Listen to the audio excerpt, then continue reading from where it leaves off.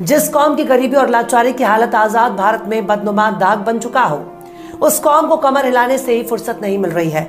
जो कौम एक दिन के मुशायरे के लिए लाखों रुपए पानी की तरह बहाने में यकीन रखती हो, उसे स्कूल की क्या जरूरत, उसे कॉलेज की क्या जरूरत, उस कौम को यूनिवर्सिटी की क्या जरूरत। पर नहीं साहब, बिल्कुल नहीं। स्कूल, कॉलेज, यूनिवर्सिटी ये सब। अस्सलाम वालेकुम वरहमतुल्लाहि वबरकातुहू। अभी मैं एक वीडियो देख रहा था, एक हिंदू बहन का वीडियो है जिसने मुसलमानों को लेकर के खास पॉइंट पर ऐसी बातें की है ना, जिसे कि आपको और हमें सबको सुनना बहुत ज्यादा जरूरी है। ऐसी बातें की हैं कि जिसे सुनने के बाद आपकी आंखों से या तो आंसू निकलेंगे या फिर आप यूं समझिएगा कि कोई बड़ा कदम आप उठाएंगे। सोच समझने के बाद फिर आप कोई बड़ा कदम उठाएंगे और अपने बच्चों के फ्यूचर के लिए, अपने बच्चों के मुस्तकबिल के लिए और अपने मुस्तकबिल के लिए आप फिर बहुत कुछ करके इस दुनिया से जाएंगे। लेकिन कभी कभी ऐसा होता है कि हम एक ऐसे रास्ते पर चल रहे होते हैं जिसका कोई मतलब नहीं होता है, जिसका कोई हासिल नहीं होता है और उसका कोई भी फल आपको मिलने वाला नहीं होता है। तो जिस रास्ते पर मुसलमान चल रहे हैं ना, आइएगा, क्या वो मुसलमानों के लिए रास्ता बेहतर है? ये हिंदू बहन है, इनका आप ये वीडियो देखेंगे ना, तो इस वीडियो को देखने के बाद सारे मुसलमानों की आंखें खुल जाएंगी और आंखें फटी की फटी रह जाएंगी और वो फिर या तो उनके अंदर एक ऐसा जज्बा पैदा होगा या फिर वो अफसोस करके बैठ जाएंगे। मैं तो ये कहता हूं, इस वीडियो को अगर आपने सुन लिया ना, तो आप फिर एक गलत रास्ते से अच्छे रास्ते पर आ जाएंगे। आपके बच्चों का फ्यूचर, आपके बच्चों का मुस्तकबिल, आपके बच्चों की जिंदगी और आपकी जिंदगी बेहतर हो जाएगी। आइएगा, बहन का ये वीडियो आप एक बार जरूर देख करके जाइएगा। इस वीडियो को देखने के बाद आप फिर अपने मन की बात, अपने दिल की बात जरूर कमेंट में लिखिएगा। आइएगा, मैं सुनवाता हूं। जिस कौम की गरीबी और लाचारी की हालत आजाद भारत में बदनुमा दाग बन चुका हो, उस कौम को कमर हिलाने से ही फुर्सत नहीं मिल रही है। जो कौम एक दिन के मुशायरे के लिए लाखों रुपए पानी की तरह बहाने में यकीन रखती हो, उसे स्कूल की क्या जरूरत, उसे कॉलेज की क्या जरूरत, उस कौम को यूनिवर्सिटी की क्या जरूरत। पर नहीं साहब, बिल्कुल नहीं। स्कूल, कॉलेज, यूनिवर्सिटी ये सब फालतू लोगों के बच्चों के हिजाब और दुपट्टे की हिफाजत नहीं कर सकती, उस कौम से क्या ही उम्मीद की जाए। कम से कम मुसलमानों को इकट्ठा होकर अपना स्कूल और हॉस्पिटल ही खोल लेना चाहिए। एक तो ऐसे ही अपने बच्चों को स्कूल भेजने से ये लोग 13-22 करते हैं। हिजाब के विरोध होने के बाद इन्होंने लड़कियों को स्कूल भेजना ही बंद कर दिया। अगर इतने जज्बात भड़क रहे हैं तो चंदा इकट्ठा करके स्कूल बना लीजिए, अपने बच्चों को टीचर और प्रोफेसर बनाइए। अपने बच्चों के लिए हर इलाके में ना सही कम से कम कई गांवों का चंदा इकट्ठा करके एक हॉस्पिटल और एक स्कूल तो खोल ही सकते हैं। इस वक्त तो पूरी दुनिया में गजा और फलस्तीनियों को याद किया जा रहा है, पर हमारे साउथ एशिया में क्या गजब की नौटंकी देखने को मिल रही है। खासकर हिंदुस्तान, पाकिस्तान और बांग्लादेश का मुसलमान ऐसे रास्ते पर चल पड़ा है जिसका कोई मंजिल ही नहीं है। मुसलमानों को आगे बढ़ाने के लिए आखिरी पैगंबर ने इकरा यानी तालीम पर जोर दिया। हर मुसलमान को तालीम हासिल करना बिल्कुल जरूरी कर दिया, यानी मुसलमान को हर हाल में शिक्षा हासिल करना अनिवार्य हो गया। पर भारत के मुसलमान खुद को अपडेट करने के लिए 15,000 का फोन ले सकता है, पर 5,000 की एडमिशन फीस भरने में नानी याद आ जाती है। स्कूल कॉलेजों में भेदभाव के शिकार भी मुसलमान होते जा रहे हैं। इनके पास ना तो कोई सामाजिक लीडर है, ना ही पॉलिटिकल लीडर। अगर कोई सियासी लीडर इनकी क़यादत के लिए तैयार भी होता है तो ये खुद ही उसे आरएसएस का एजेंट साबित करने लगते हैं। मतलब इनके पास सब कुछ है पर कायदे की खोपड़ी नहीं है।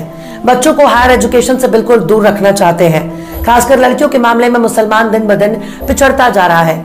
ये एकजुट होकर दरगाह बनाने के लिए पैसा इकट्ठा कर सकते हैं, एकजुट होकर कव्वाली के लिए चंदा वसूल कर सकते हैं, एकजुट होकर मुशायरे के लिए चंदा बटोर सकते हैं, एकजुट होकर महज एक रात के लिए बड़े शायर को बुलाने के लिए 5 लाख का चंदा इकट्ठा कर सकते हैं, पर एकजुट होकर खुद के लिए स्कूल, कॉलेज, यूनिवर्सिटी बनाने के लिए पैसा इकट्ठा नहीं कर सकते।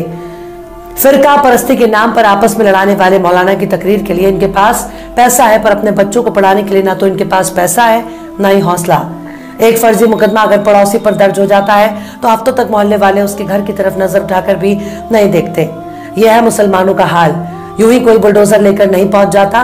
मुर्दों के बीच हर चलने फिरने और टोपी लगाने वाली लोग जिंदा नहीं कहे जा सकते।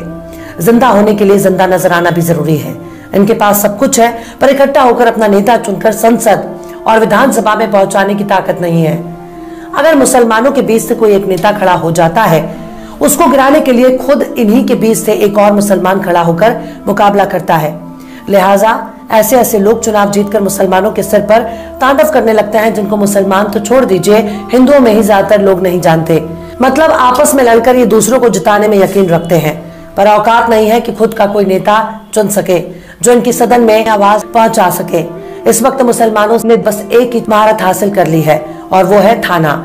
मुस्लिमों में कोई नेता मिले ना मिले, लेकिन दलाल जरूर मिल जाएंगे जो थाने की दलाली करते हैं, जो आपके बीच में घुसकर मुखबिरी करते हैं और दारू मुर्गा के लिए अपना ईमान बेच देते हैं। इसी तरह से जमीन की दलाली में मुसलमानों ने झंडे गाड़ रखे हैं। अगर शहरों की बात की जाए तो इनको पैसे की इतनी हवस है, ये दाढ़ी टोपी कर दलाली करते हैं ताकि दूर से कोई भी इनके बहुत बड़ा मुत्तकी और परहेजगार आदमी समझे, पर इनकी दाढ़ी के पीछे सारे ऐप छिपे हुए हैं। मिसाल के तौर पर दिल्ली का ओखला देख लीजिए। जब से दिल्ली और दिल्ली के आसपास के इलाकों में हिंदू मुस्लिम के बीच नफरतों का सिलसिला शुरू हुआ, तब से ही हर कोई सीधे ओखला में आना चाहता है।